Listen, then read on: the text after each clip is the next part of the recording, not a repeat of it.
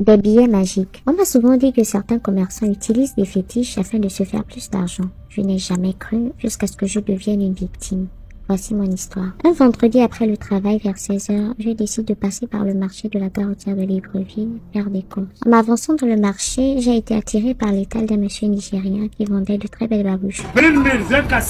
J'ai acheté une babouche à raison de 2000 francs CFA et je lui ai remis un billet de 10 000 francs CFA. Le commerçant va me remettre la différence, soit 8 000 francs CFA, mais en 8 billets de 1000 francs.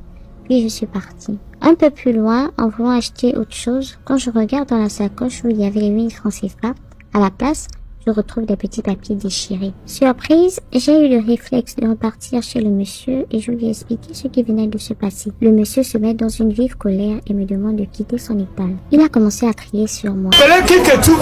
Allez voir comment les gens me regardaient. Avec la honte, je me suis mise de côté. Pourtant, j'avais raison. À côté, il y avait un autre commerçant gabonais qui a suivi toute la scène. Il m'a interpellé discrètement sur le côté et je l'ai rejoint. Et là-bas, il me dira que ma sœur, tu as été victime des billets magiques de ce monsieur.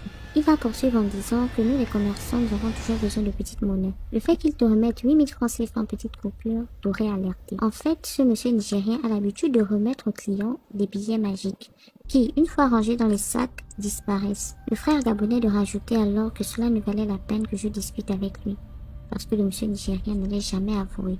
En plus de ça, il avait déjà reçu plusieurs plaintes pour les mêmes raisons, mais aucune des plaintes n'a abouti.